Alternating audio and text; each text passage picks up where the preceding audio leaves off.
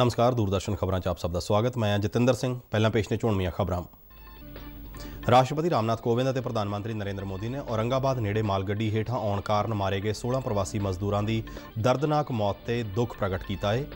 महाराष्ट्र ते मध्य प्रदेश सरकारां वल्लों हादसे विच मारे गए प्रवासी मजदूरों के परिवारां नूं 5-5 लाख रुपए देण दा ऐलान। भारत विच कोरोना वायरस की पुष्टि वाले मरीजों की गिणती 56,000 तो पार हुई। बीते 24 घंटिया दौरान कोरोना वायरस के 3,390 नवे मामले सामने आए और 103 कोरोना मरीजों की मौत हुई। भारत सरकार वालों विदेशों में फसे भारतीयों को हवाई और समुद्री रास्ते राही वतन वापस लियाउण लई वंदे भारत और समुद्र सेतु प्रोग्राम की शुरुआत। लॉकडाउन दौरान ਵੱਖ-ਵੱਖ सूबों में फसे 2.5 लाख तो वध प्रवासी मजदूरों को हुण तक 222 श्रमिक स्पैशल रेल गड्डियां राही उन्हां दे पितरी सूबों में पहुंचाया गया। पंजाब दे ਵੱਖ-ਵੱਖ ਜ਼ਿਲ੍ਹਿਆਂ ਵਿੱਚ ਸ਼ਰਤਾਂ ਸਹਿਤ ਜ਼ਰੂਰੀ ਅਤੇ ਗੈਰ ਜ਼ਰੂਰੀ ਦੁਕਾਨਾਂ ਖੋਲ੍ਹਣ ਦੀ ਇਜਾਜ਼ਤ।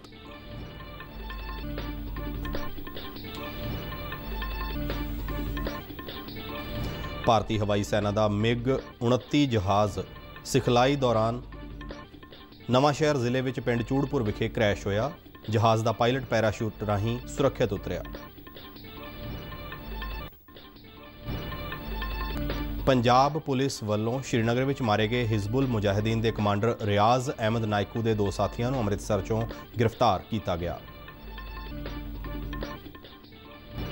पंजाब में कोरोना वायरस कारण करफ्यू दी चुनौतियों के बावजूद 100 लाख टन तो वध कणक की खरीद हो चुकी है।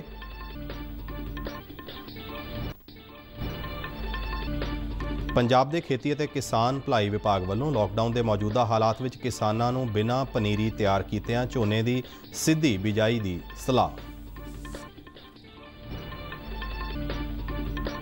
ते हुण खबरां विस्तार नाल।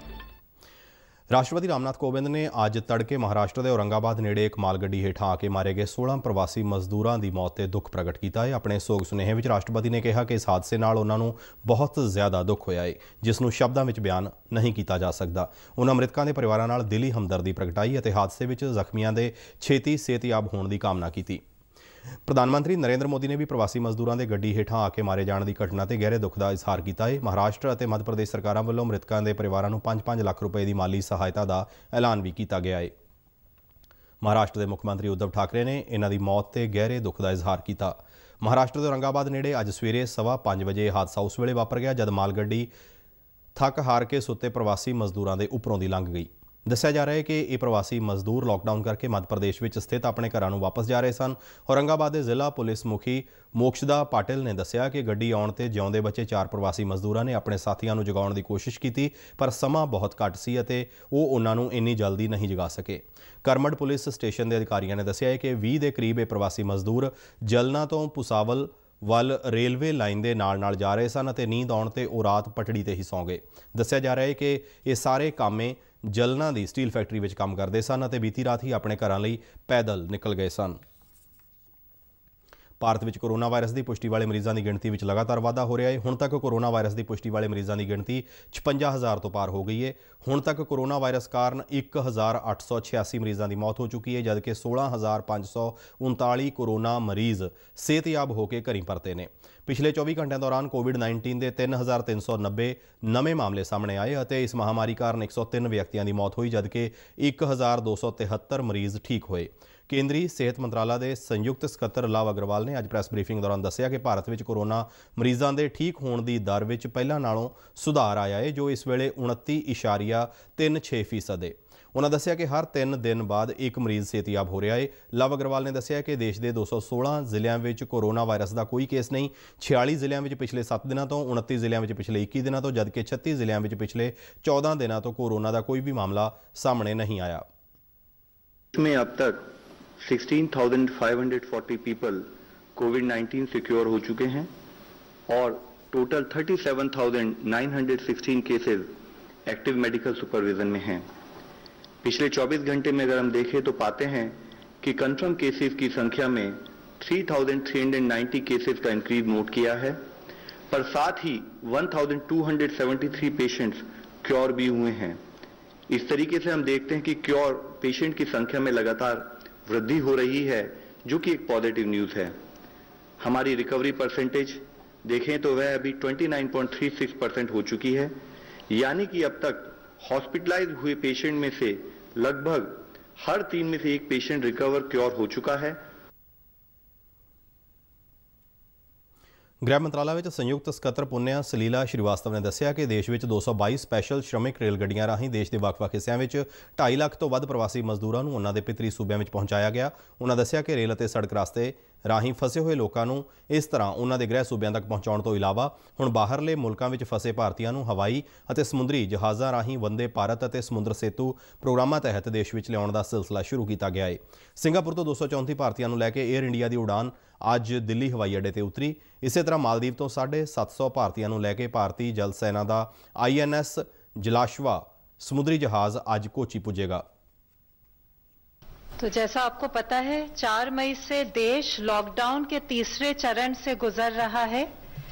सरकार की यह चेष्टा है कि हर स्तर पर हर संभव प्रयास द्वारा लॉकडाउन के नियमों की परिधि के अंदर रहते हुए देश के नागरिकों को अधिक से अधिक राहत दें। इसी क्रम में देश के विभिन्न राज्यों में फंसे श्रमिकों, छात्रों, श्रद्धालुओं, पर्यटक आदि के लिए बस एवं ट्रेनों को चलाने की अनुमति पहले ही दी जा चुकी है। अभी तक रेलवे ने 222 विशेष रेलगाड़ियां चलाई हैं और लगभग 2.5 लाख से अधिक यात्रियों ने इस सुविधा का उपयोग किया है। ਭਾਰਤ ਵਿੱਚ ਮਹਾਰਾਸ਼ਟਰ ਸੂਬਾ ਕੋਰੋਨਾ ਵਾਇਰਸ ਨਾਲ ਸਭ ਤੋਂ ਵੱਧ ਪ੍ਰਭਾਵਿਤ ਹੈ। ਇਸ ਸੂਬੇ ਵਿੱਚ ਹੁਣ ਤੱਕ ਕੋਰੋਨਾ ਵਾਇਰਸ ਦੀ ਪੁਸ਼ਟੀ ਵਾਲੇ ਮਰੀਜ਼ਾਂ ਦੀ ਗਿਣਤੀ 18,000 ਦੇ ਨੇੜੇ ਪਹੁੰਚ ਗਈ ਹੈ। ਮਹਾਰਾਸ਼ਟਰ ਵਿੱਚ ਕੋਰੋਨਾ ਵਾਇਰਸ ਕਾਰਨ 694 ਲੋਕਾਂ ਦੀ ਮੌਤ ਹੋਈ। ਗੁਜਰਾਤ, ਦਿੱਲੀ, ਤਾਮਿਲਨਾਡੂ, ਰਾਜਸਥਾਨ, ਮੱਧ ਪ੍ਰਦੇਸ਼ ਅਤੇ ਉੱਤਰ ਪ੍ਰਦੇਸ਼ ਸੂਬੇ ਵੀ ਕੋਰੋਨਾ ਵਾਇਰਸ ਤੋਂ ਜ਼ਿਆਦਾ ਪ੍ਰਭਾਵਿਤ ਨੇ। ਇੱਧਰ ਪੰਜਾਬ ਵਿੱਚ ਵੀ ਕੋਰੋਨਾ ਵਾਇਰਸ ਦੀ ਪੁਸ਼ਟੀ ਵਾਲੇ ਮਰੀਜ਼ਾਂ ਦੀ ਗਿਣਤੀ 1658 ਹੋ ਗਈ ਹੈ। ਸੂਬੇ ਵਿੱਚ ਹੁਣ ਤੱਕ ਕੋਵਿਡ-19 ਦੇ 152 ਮਰੀਜ਼ ਸਿਹਤਯਾਬ ਹੋਏ ਅਤੇ ਇਸ ਮਹਾਮਾਰੀ ਕਾਰਨ 28 ਵਿਅਕਤੀਆਂ ਦੀਆਂ ਜਾਨਾਂ ਗਈਆਂ। ਅੱਜ ਅੰਮ੍ਰਿਤਸਰ ਜ਼ਿਲ੍ਹੇ ਵਿੱਚ ਕੋਰੋਨਾ ਵਾਇਰਸ ਦੇ 11 ਨਵੇਂ ਮਾਮਲੇ ਆਉਣ ਤੋਂ ਬਾਅਦ ਜ਼ਿਲ੍ਹੇ ਵਿੱਚ ਹੁਣ ਤੱਕ ਕੋਰੋਨਾ ਵਾਇਰਸ ਦੀ ਪੁਸ਼ਟੀ ਵਾਲੇ ਮਰੀਜ਼ਾਂ ਦੀ ਗਿਣਤੀ 286 ਹੋ ਗਈ ਹੈ। ਤਰਨਤਾਰਨ ਵਿੱਚ ਕੋਵਿਡ-19 ਦੇ ਇੱਕ ਦਿਨ ਵਿੱਚ 43 ਮਾਮਲੇ ਸਾਹਮਣੇ ਆਏ, ਜਿਸ ਮਗਰੋਂ ਇੱਥੇ ਹੁਣ ਤੱਕ ਕੋਰੋਨਾ ਦੀ ਪੁਸ਼ਟੀ ਵਾਲੇ ਮਰੀਜ਼ਾਂ ਦੀ ਸੰਖਿਆ 146 ਤੱਕ ਪਹੁੰਚ ਗਈ ਹੈ। ਜਲੰਧਰ ਜ਼ਿਲ੍ਹੇ ਵਿੱਚ ਵੀ ਹੁਣ ਤੱਕ 147 ਵਿਅਕਤੀਆਂ ਵਿੱਚ ਕੋਰੋਨਾ ਵਾਇਰਸ ਦੀ ਪੁਸ਼ਟੀ ਹੋਈ ਅਤੇ ਕੋਵਿਡ-19 ਕਾਰਨ 5 ਵਿਅਕਤੀਆਂ ਦੀ ਹੁਣ ਤੱਕ ਮੌਤ ਹੋ ਚੁੱਕੀ ਹੈ। ਲੁਧਿਆਣਾ ਤੋਂ ਅੱਜ ਇੱਕ ਚੰਗੀ ਖਬਰ ਆਈ। ਥਾਣਾ ਬਸਤੀ ਯੋਧੇਵਾਲ ਦੀ SHO ਅਰਸ਼ਪ੍ਰੀਤ ਕੌਰ ਨੂੰ ਕੋਰੋਨਾ ਵਾਇਰਸ ਤੋਂ ਸਿਹਤਯਾਬ ਹੋਣ ਮਗਰੋਂ ਹਸਪਤਾਲ ਚੋਂ ਛੁੱਟੀ ਮਿਲ ਗਈ। ਉਧਰ ਫਤਿਹਗੜ੍ਹ ਸਾਹਿਬ ਜ਼ਿਲ੍ਹੇ ਵਿੱਚ ਅੱਜ ਕੋਰੋਨਾ ਵਾਇਰਸ ਦੇ 4 ਨਵੇਂ ਮਾਮਲੇ ਸਾਹਮਣੇ ਆਏ, ਜਿਸ ਮਗਰੋਂ ਇਸ ਜ਼ਿਲ੍ਹੇ ਵਿੱਚ ਹੁਣ ਤੱਕ ਕੋਰੋਨਾ ਵਾਇਰਸ ਦੀ ਪੁਸ਼ਟੀ ਵਾਲੇ ਮਰੀਜ਼ਾਂ ਦੀ ਗਿਣਤੀ 23 ਤੱਕ ਪਹੁੰਚ ਗਈ ਹੈ। ਕੇਂਦਰ ਸਰਕਾਰ ਵੱਲੋਂ ਪ੍ਰਧਾਨ ਮੰਤਰੀ ਗਰੀਬ ਕਲਿਆਣ ਅੰਨ ਯੋਜਨਾ ਤਹਿਤ ਸੂਬਿਆਂ ਅਤੇ ਕੇਂਦਰ ਸ਼ਾਸਿਤ ਪ੍ਰਦੇਸ਼ਾਂ ਨੂੰ 70 ਲੱਖ ਟਨ ਅਨਾਜ ਦਿੱਤਾ ਜਾ ਚੁੱਕਾ ਹੈ। ਇਹ ਲਾਕਡਾਊਨ ਦੇ ਅਰਸੇ ਦੇ 3 ਮਹੀਨਿਆਂ ਲਈ ਆਧਾਰਿਤ ਕੁੱਲ ਅਨਾਜ ਦਾ ਲਗਭਗ 58% ਹੈ। ਇਸ ਯੋਜਨਾ ਤਹਿਤ ਦੇਸ਼ ਭਰ ਦੇ ਤਕਰੀਬਨ 80 ਕਰੋੜ ਲਾਭਪਾਤਰੀਆਂ ਨੂੰ 3 ਮਹੀਨਿਆਂ ਲਈ 5 ਕਿਲੋ ਅਨਾਜ ਮੁਫਤ ਦਿੱਤਾ ਜਾ ਰਿਹਾ ਹੈ। ਕੇਂਦਰੀ ਖਪਤਕਾਰ ਮਾਮਲਿਆਂ ਬਾਰੇ ਮੰਤਰਾਲੇ ਦੇ ਇੱਕ ਬੁਲਾਰੇ ਨੇ ਨਵੀਂ ਦਿੱਲੀ ਵਿੱਚ ਦੱਸਿਆ ਕਿ ਹਰ ਸੂਬਾ ਅਪ੍ਰੈਲ 2020 ਤੱਕ ਦਾ ਕੋਟਾ ਲੈ ਚੁੱਕਾ ਹੈ, ਜਦਕਿ 5 ਕੇਂਦਰ ਸ਼ਾਸਿਤ ਸੂਬੇ ਪੂਰੇ 3 ਮਹੀਨੇ ਦੇ ਅਨਾਜ ਦਾ ਕੋਟਾ ਲੈ ਚੁੱਕੇ ਨੇ। ਮੰਤਰਾਲੇ ਨੇ ਅੱਗੇ ਦੱਸਿਆ ਕਿ ਦੇਸ਼ ਭਰ ਵਿੱਚ ਲਾਕਡਾਊਨ ਦੇ ਬਾਵਜੂਦ ਹਾੜੀ ਦੇ ਸੀਜ਼ਨ ਵਿੱਚ ਕਣਕ ਦੀ ਖਰੀਦ ਪੂਰੇ ਜ਼ੋਰਾਂ ਸ਼ੋਰਾਂ ਤੇ ਚੱਲ ਰਹੀ ਹੈ। 400 ਲੱਖ ਟਨ ਕਣਕ ਦੀ ਖਰੀਦ ਦੇ ਟੀਚੇ ਨਾਲ ਕੱਲ੍ਹ ਤੱਕ ਕੇਂਦਰੀ ਭੰਡਾਰ ਵਿੱਚ 216 ਲੱਖ ਟਨ ਅਨਾਜ ਆ ਚੁੱਕਾ ਸੀ। ਭਾਰਤੀ ਰੇਲਵੇ ਵੱਲੋਂ ਇਸ ਮਹੀਨੇ ਦੀ 1 ਤਰੀਕ ਤੋਂ ਦੇਸ਼ ਦੇ ਵੱਖ-ਵੱਖ ਹਿੱਸਿਆਂ ਵਿੱਚ ਫਸੇ ਪ੍ਰਵਾਸੀ ਮਜ਼ਦੂਰਾਂ, ਵਿਦਿਆਰਥੀਆਂ, ਤੀਰਥ ਯਾਤਰੀਆਂ ਅਤੇ ਹੋਰਨਾਂ ਨੂੰ ਘਰੋਂ ਘਰੀ ਪਹੁੰਚਾਉਣ ਲਈ ਦੇਸ਼ ਭਰ ਵਿੱਚ ਤਕਰੀਬਨ 222 ਸ਼੍ਰਮਿਕ ਸਪੈਸ਼ਲ ਗੱਡੀਆਂ ਚਲਾਈਆਂ ਜਾ ਚੁੱਕੀਆਂ ਨੇ, ਜਿਸ ਨਾਲ 2.5 ਲੱਖ ਦੇ ਕਰੀਬ ਪ੍ਰਵਾਸੀਆਂ ਨੂੰ ਆਪੋ ਆਪਣੇ ਪਿਤਰੀ ਸੂਬਿਆਂ ਵਿੱਚ ਪਹੁੰਚਾਇਆ ਜਾ ਚੁੱਕਾ ਹੈ। ਅਜਿਹੀ ਹਰੇਕ ਗੱਡੀ ਵਿੱਚ 24 ਡੱਬੇ ਜੁੜੇ ਹੋਏ ਨੇ ਅਤੇ ਹਰੇਕ ਡੱਬੇ ਵਿੱਚ 72 ਸਵਾਰੀਆਂ ਦੇ ਬੈਠਣ ਦੀ ਸਮਰੱਥਾ ਹੁੰਦੀ ਹੈ, ਪਰ ਸਮਾਜਿਕ ਦੂਰੀ ਦੀ ਮਹੱਤਤਾ ਨੂੰ ਧਿਆਨ ਵਿੱਚ ਰੱਖਦਿਆਂ ਸਿਰਫ 54 ਯਾਤਰੀਆਂ ਨੂੰ ਹੀ ਇੱਕ ਡੱਬੇ ਵਿੱਚ ਬੈਠਣ ਦੀ ਇਜਾਜ਼ਤ ਦਿੱਤੀ ਗਈ ਹੈ। ਕਿਸੇ ਵੀ ਡੱਬੇ ਦੇ ਵਿਚਕਾਰਲੀ ਸੀਟ ਤੇ ਸਵਾਰੀ ਨੂੰ ਬੈਠਣ ਦੀ ਇਜਾਜ਼ਤ ਨਹੀਂ ਦਿੱਤੀ ਜਾ ਰਹੀ। ਜ਼ਿਆਦਾਤਰ ਪਿਤਰੀ ਸੂਬਿਆਂ 'ਚ ਪਰਤਣ ਵਾਲੇ ਪ੍ਰਵਾਸੀਆਂ 'ਚ ਉੱਤਰ ਪ੍ਰਦੇਸ਼ ਅਤੇ ਬਿਹਾਰ ਦੇ ਵਿਅਕਤੀ ਸ਼ਾਮਲ ਨੇ। ਪੰਜਾਬ ਸਰਕਾਰ ਵੱਲੋਂ ਪ੍ਰਵਾਸੀਆਂ ਨੂੰ ਉਹਨਾਂ ਦੇ ਪਿਤਰੀ ਸੂਬਿਆਂ ਵਿੱਚ ਭੇਜਣ ਲਈ ਚਲਾਈਆਂ ਜਾ ਰਹੀਆਂ ਸ਼੍ਰਮਿਕ ਐਕਸਪ੍ਰੈਸ ਰੇਲ ਗੱਡੀਆਂ ਤਹਿਤ ਅੱਜ ਉੱਤਰ ਪ੍ਰਦੇਸ਼ ਦੇ ਸੁਲਤਾਨਪੁਰ ਲਈ ਜਲੰਧਰ ਰੇਲਵੇ ਸਟੇਸ਼ਨ ਤੋਂ 1200 ਪ੍ਰਵਾਸੀਆਂ ਨੂੰ ਲੈ ਕੇ ਇੱਕ ਗੱਡੀ ਰਵਾਨਾ ਹੋਈ। ਜਲੰਧਰ ਤੋਂ ਪ੍ਰਵਾਸੀਆਂ ਨੂੰ ਲਿਜਾਣ ਵਾਲੀ ਇਹ 9ਵੀਂ ਗੱਡੀ ਹੈ। ਜ਼ਿਲ੍ਹੇ ਦੇ ਡਿਪਟੀ ਕਮਿਸ਼ਨਰ ਵਰਿੰਦਰ ਕੁਮਾਰ ਸ਼ਰਮਾ ਨੇ ਦੱਸਿਆ ਕਿ ਜਲੰਧਰ ਤੋਂ ਸਭ ਤੋਂ ਪਹਿਲੀ ਸ਼੍ਰਮਿਕ ਐਕਸਪ੍ਰੈਸ ਝਾਰਖੰਡ ਦੇ ਦਾਲਤੋਗੰਜ ਲਈ ਰਵਾਨਾ ਕੀਤੀ ਗਈ ਸੀ। ਇਸ ਮਗਰੋਂ ਉੱਤਰ ਪ੍ਰਦੇਸ਼ ਦੇ ਗਾਜ਼ੀਪੁਰ, ਬਨਾਰਸ, ਗੋਰਖਪੁਰ, ਅਯੋਧਿਆ, ਆਜ਼ਮਗੜ੍ਹ, ਦਰਭੰਗਾ, ਬਹਰਾਈਚ ਅਤੇ ਸੁਲਤਾਨਪੁਰ ਲਈ ਰੇਲ ਗੱਡੀਆਂ ਰਵਾਨਾ ਕੀਤੀਆਂ ਗਈਆਂ ਨੇ। ਇਹਨਾਂ 9 ਸ਼੍ਰਮਿਕ ਐਕਸਪ੍ਰੈਸ ਰੇਲ ਗੱਡੀਆਂ ਤੇ ਸੂਬਾ ਸਰਕਾਰ ਵੱਲੋਂ ਵੱਲੋਂ 56,94,000 रुपए खर्च किए गए हैं। इन्हां श्रमिक एक्सप्रैस रेल गड्डियां दे कुल खर्च का 85% भारतीय रेलवे ਵੱਲੋਂ आप बर्दाश्त किया जा रहा है। प्रवासियों को रेल गड्डियां राਹੀਂ उन्हां दे पितरी सूबਿਆਂ 'ਚ भेजण समय रिफ्रैशमेंट भी मुहैया करवाई जा रही है। सेहत विभाग ਦੀਆਂ ਟੀਮਾਂ ਵੱਲੋਂ हर प्रवासी ਦੀ रेल गड्डी ਵਿੱਚ ਚੜ੍ਹਨ ਤੋਂ ਪਹਿਲਾਂ ਸਕਰੀਨਿੰग की जाती है। इस दौरान समाजिक दूरी बरकरार रखने ਲਈ पुख्ता इंतजाम भी किए जा रहे हैं। गड्डियां 'ਚ सफ़र करने वाले यात्रियों ਲਈ मास्क पा के रखना लाजमी है। पंजाब ਵਿੱਚ ਵੱਖ-ਵੱਖ ਜ਼ਿਲ੍ਹਿਆਂ ਦੇ ਡਿਪਟੀ ਕਮਿਸ਼ਨਰਾਂ ਵੱਲੋਂ ਲੋਕਾਂ ਦੀ ਸਹੂਲਤ ਲਈ ਵੱਖ-ਵੱਖ ਸ਼੍ਰੇਣੀਆਂ ਵਿੱਚ ਪਾਈਆਂ ਗਈਆਂ ਦੁਕਾਨਾਂ ਨੂੰ ਸਿਲਸਿਲੇਵਾਰ ਖੋਲ੍ਹਣ ਦੇ ਹੁਕਮ ਜਾਰੀ ਕੀਤੇ ਗਏ ਨੇ। ਔਰੇਂਜ ਜ਼ੋਨਾਂ ਦੇ ਨਾਲ-ਨਾਲ ਰੈੱਡ ਜ਼ੋਨ ਜ਼ਿਲ੍ਹਿਆਂ ਵਿੱਚ ਵੀ ਪ੍ਰਸ਼ਾਸਨ ਵੱਲੋਂ ਵੱਡੇ ਮਾਲ, ਜਿਮ, ਸੈਲੂਨ ਅਤੇ ਕੁਝ ਹੋਰ ਸ਼੍ਰੇਣੀਆਂ ਨੂੰ ਛੱਡ ਕੇ ਬਾਕੀ ਜ਼ਰੂਰੀ ਅਤੇ ਗੈਰ ਜ਼ਰੂਰੀ ਸਮਾਨ ਵਾਲੀਆਂ ਦੁਕਾਨਾਂ ਨੂੰ ਖੋਲ੍ਹਣ ਦੀ ਇਜਾਜ਼ਤ ਦਿੱਤੀ ਗਈ ਹੈ।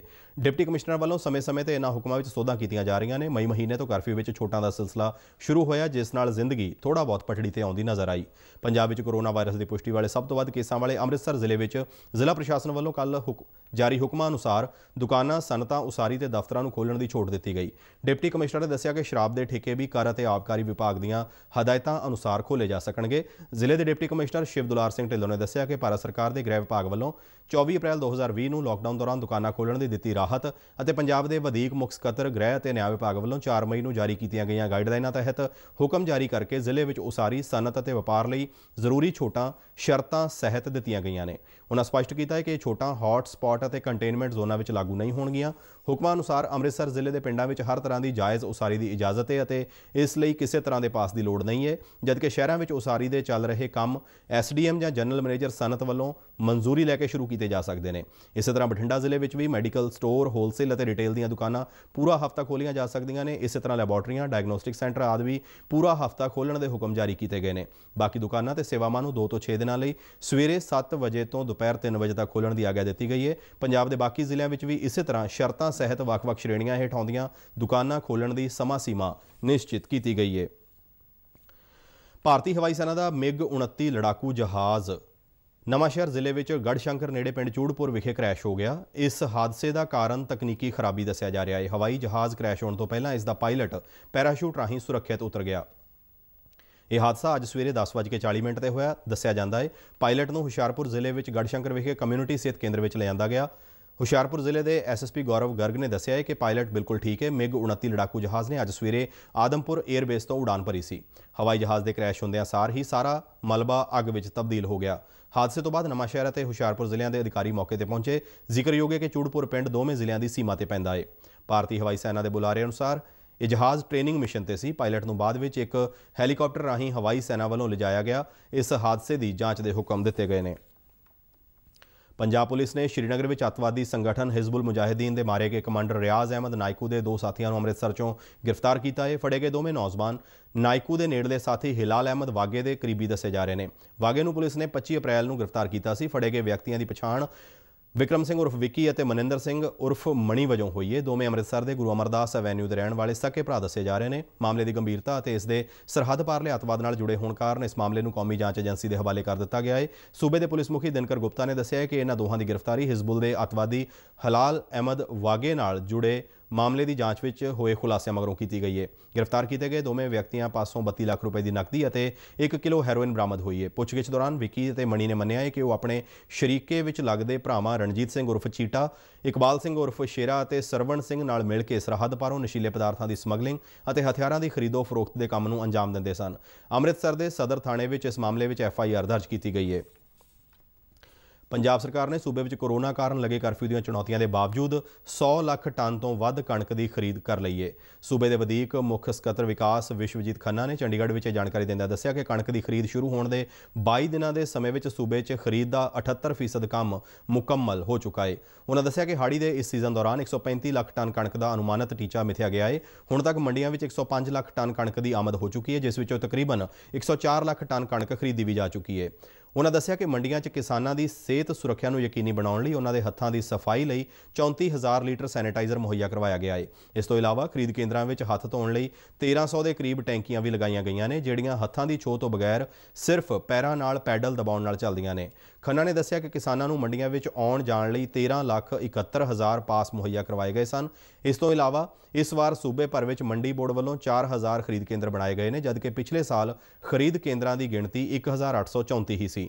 इस तो इलावा सूबा सरकार वालों खरीद के काम में जुटे अधिकारियों की सेहत सुरक्षा लई 1,60,000 मास्क और सैनिटाइजर दीयां 18,000 बोतलां भी मुहैया करवाईयां गईयां ने।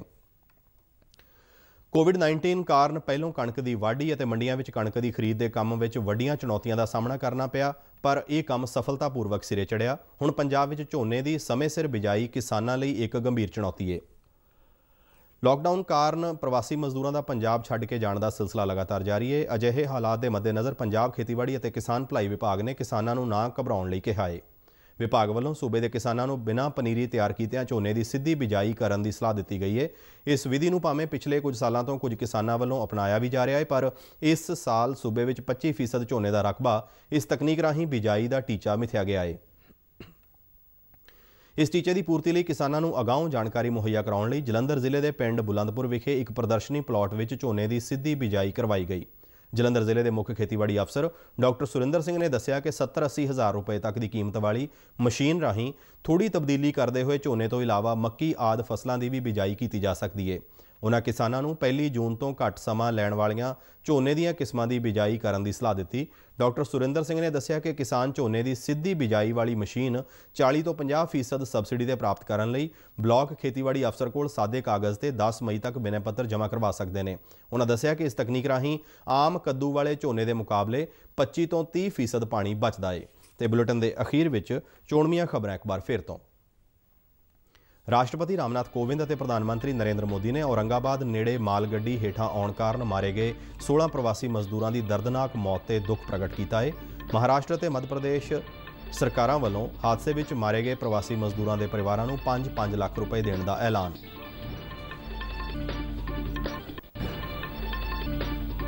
भारत में कोरोना वायरस की पुष्टि वाले मरीजों की गिणती 56,000 तो पार हुई। बीते 24 घंटों दौरान कोरोना वायरस के 3,390 नवे मामले सामने आए और 103 कोरोना मरीजों की मौत हुई।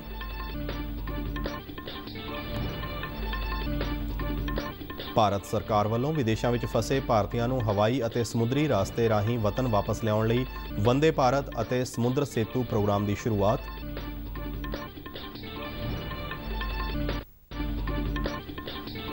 लॉकडाउन दौरान वख-वख सूबों में फसे 2.5 लाख तो वध प्रवासी मजदूरों को हुण तक 222 श्रमिक स्पैशल रेलगड्डियां राही उन्होंने पितरी सूबों में पहुंचाया गया। पंजाब के वख-वख जिलों में शर्तां सहित जरूरी और गैर जरूरी दुकानां खोलण की इजाजत।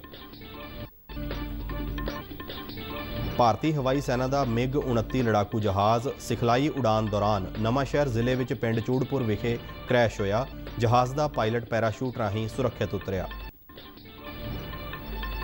पंजाब पुलिस वालों श्रीनगर में मारे गए हिजबुल मुजाहिदीन के कमांडर रियाज अहमद नायकू के 2 साथियों को अमृतसर चों गिरफ्तार किया गया। पंजाब में कोरोना वायरस कारण करफ्यू दी चुनौतियों के बावजूद 100 लाख टन तो वध कणक की खरीद हो चुकी है।